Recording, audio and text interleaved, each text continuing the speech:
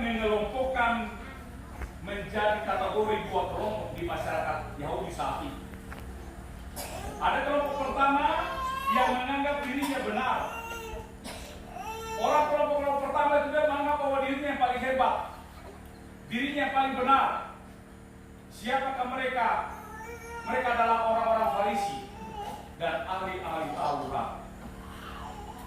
Mereka merasa bahwa hidup mereka itu lebih benar daripada orang lain. Hidup mereka itu lebih dekat pada Tuhan.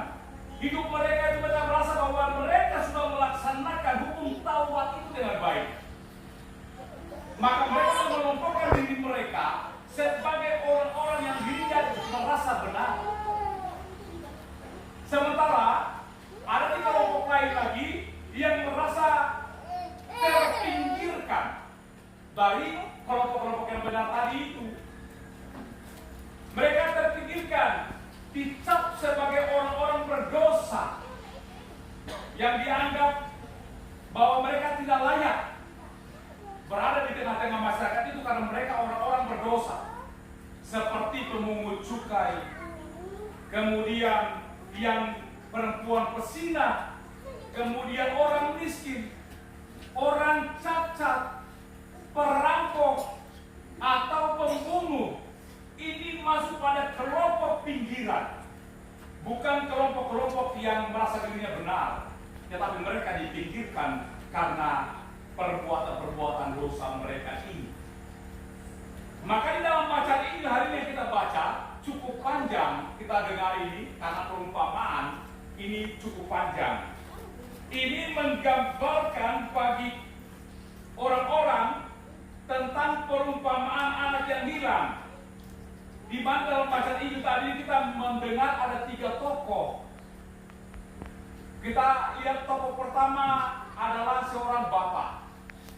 Kemudian tokoh kedua itu anak sulung atau kakaknya yang tua, dan kemudian anak yang bungsu.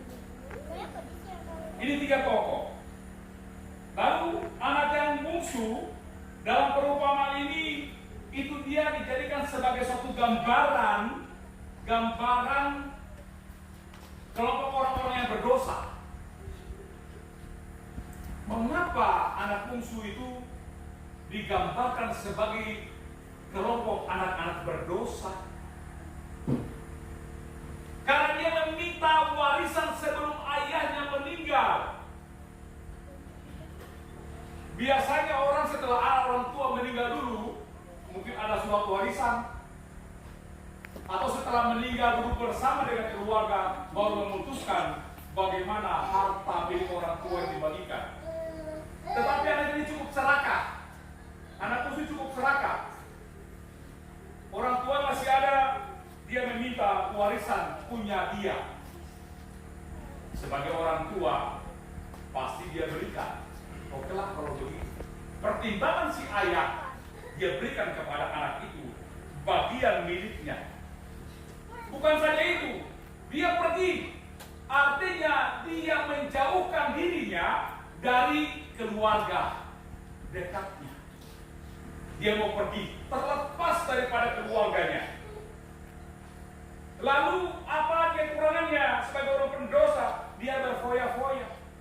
Ketika mendapatkan banyak uang itu, dia berfoya-foya dan menghabiskan semua warisan harta miliknya yang diberikan bapaknya itu. Karena kehendaknya sendiri membuat hidupnya menjadi kocar kacir, menjadi miskin, menjadi tidak bermakna lagi. Yang tadinya dia orang kaya, akhirnya menjadi orang miskin, orang terlantar, kelaparan. Makanya dikelompokkan pada orang-orang berdosa. Lalu bagaimana orang anak yang sulung atau kakaknya ini? Ini menjadi gambaran bagi kelompok orang yang menganggap dirinya benar.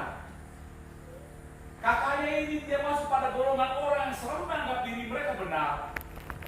Seperti orang Farisi itu dan ahli Taurat itu. Kelompok itu yang tadi kelompok pertama, dia menganggap bahwa dirinya ini sangat benar. Mendengar ayahnya mengadakan pesta untuk adiknya yang telah pulang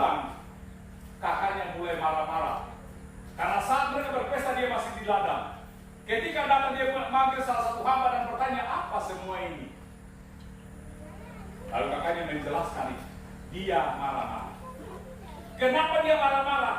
Karena ayahnya menyambut adiknya yang berdosa. Dia katakan sudah tahu bahwa anak itu dia sudah mengambil hartanya dan dia sudah pergi.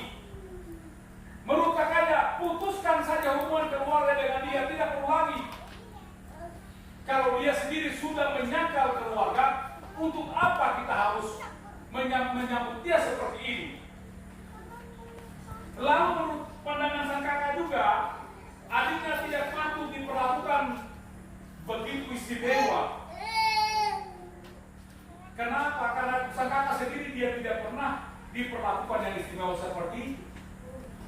Bagaimana dalam cerita tadi ketika bapaknya melihat anaknya datang, tergeraklah hatinya oleh belas kasih.